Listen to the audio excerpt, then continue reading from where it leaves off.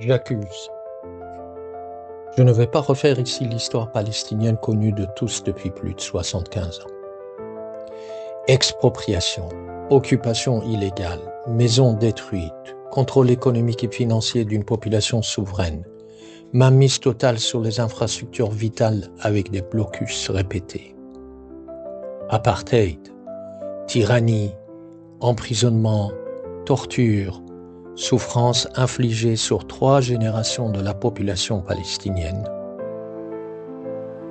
Une population qui, pour exprimer leurs rêves de liberté, agissent parfois avec un désir de vengeance en terrorisant injustement des âmes innocents et parfois des simples adolescents qui jettent un caillou sur un soldat qui tire avec des balles réelles.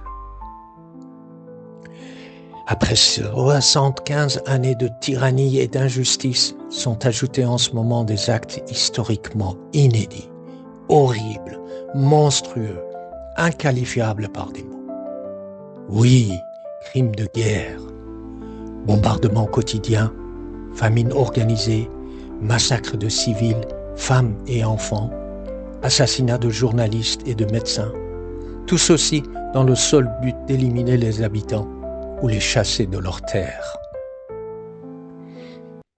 On peut débattre du nom à donner à ces horreurs, ces actes barbares de claire volonté de supprimer une population.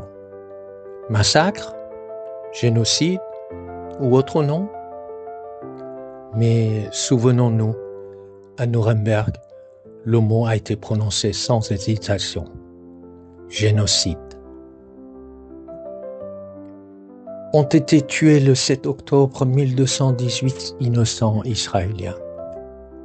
En réponse a démarré un massacre incomparable de près de 66 000 Palestiniens. Un rapport de 5 000% qui monte de jour en jour. Ceci sans compter la dizaine de morts de faim tous les jours, en majorité des enfants. La tuerie de tout civil sans défense est évidemment condamnable. Il existe en effet en France dans le code pénal un délit nommé non-assistance à personne en danger. Article 223-6. Oui, il existe également dans la législation française des lois contre la participation aux crimes de guerre. Article 121-7 ou article 212-3. Selon le plan international et selon le DIH, droit international humanitaire, l'occupation d'un territoire par un État qui n'a pas la souveraineté du territoire est illégale. Et le soutien direct ou indirect d'un État tiers rend ce dernier complice de l'État occupant. Sous la base des lois morales et humaines légiférées au niveau international. J'accuse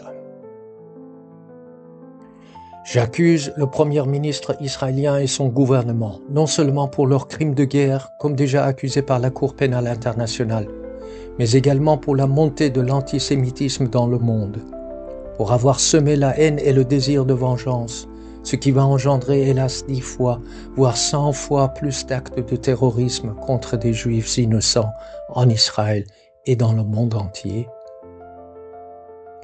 J'accuse ce gouvernement d'avoir déclenché une guerre qui n'en est plus une, car ici il n'y a plus 2 armées, il y a une armée puissante face à une population désarmée et affamée.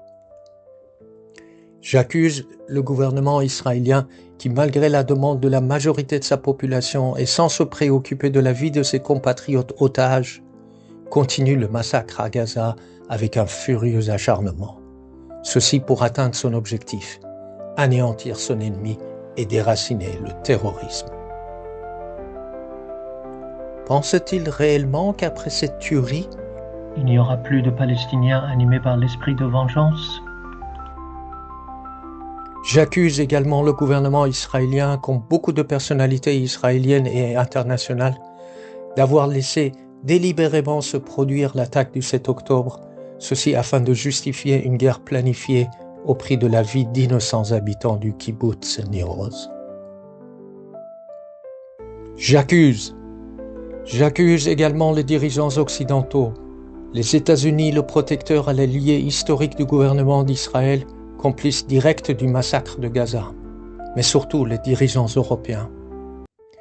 J'accuse en effet ces derniers pour leur neutralité hypocrite et leur participation indirecte au massacre, par la fourniture des armes ou composantes électroniques pouvant servir dans la guerre, comme les drones Héron ou autres, par la continuité des échanges commerciaux avec un gouvernement criminel, y compris avec les entreprises israéliennes des territoires illégalement occupés, par leur silence hypocrite et honteuse passivité, mais pire, par leur répression des voix critiques en Europe, filtrage des informations, interdiction des manifestations, arrestations, etc. Exemple, certains départements français et événements récents de Londres et de Berlin. Ceci sous prétexte de menaces à l'ordre public. Oui, c'est un crime de rester passif face aux nombreuses demandes d'intellectuels, d'artistes, de philosophes, de scientifiques, de religieux, d'hommes et femmes politiques, mais aussi de simples citoyens français de confession juive, musulmane, chrétienne et autres. Ces humanistes demandent à juste titre de faire arrêter les crimes et le massacre qui perdurent en toute impunité depuis bientôt 2 ans et de faire libérer les innocents otages qui subissent les mêmes souffrances que les habitants de ce territoire devenu un enfer sur terre. Oui, c'est un crime de ne pas agir et accuser ces pacifistes d'antisémites simplement parce qu'ils ont osé condamner les crimes de guerre d'un gouvernement tyrannique et réclamer l'arrêt des massacres. Comme Zola écrivait déjà en 1898, « La France est malade, car elle perd sa crédibilité internationale. Elle trahit son histoire de défenseur des droits de l'homme et le saura encore si elle continue à limiter son intervention à des simples discours politiques au lieu d'agir pour sauver son image d'humaniste. » On ne pourra effacer les souillures et taches de complicité de crimes sur l'histoire glorieuse de notre pays, berceau des droits de l'homme, ceci sans une intervention active pour l'arrêt des massacres et libération des otages. Il est clair que la reconnaissance d'un État palestinien au sein des Nations Unies est un bon premier pas vers la paix. Mais est-il suffisant? L'État israélien n'a jamais respecté les nombreuses résolutions des Nations Unies contre ces actions illégales, plus de 150 entre 2015 et 2023. Il a continué à être un État reconnu internationalement hors la loi. Afin d'aider Israël à retrouver le statut international d'un État de droit, il est d'abord nécessaire d'arrêter le soutien stratégique de son gouvernement actuel, ceci sur le plan militaire, scientifique, financier, universitaire et économique. Continuer comme le font la France et autres pays européens à importer des produits israéliens en provenance des territoires illégalement occupés est naturellement un acte immoral. L'Europe devrait également arrêter d'investir en Israël, à l'instar de la Norvège ou l'Irlande, et de prévoir des sanctions économiques comme déjà en place pour d'autres pays en situation illégale.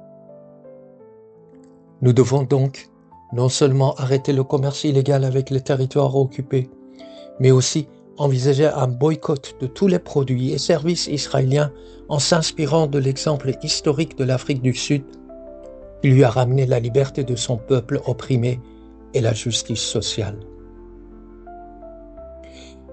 Beaucoup d'humanistes français se disent aujourd'hui, en pensant aux Palestiniens de Gaza, ce que Zola avait écrit en 1898. « Mon devoir est de parler, je ne veux pas être complice. Mes nuits seraient hantées par le spectre de l'innocent qui expie là-bas, dans la plus affreuse des tortures, un crime qui n'a pas commis. J'accuse pour que la France retrouve son rôle de défenseur des droits de l'homme, pour que la justice, l'humanité et la paix triomphent. Agissons maintenant pour la paix. Vive la paix, vive la justice, vive la France. Si vous êtes également pour la paix et la justice, partagez au maximum cette vidéo.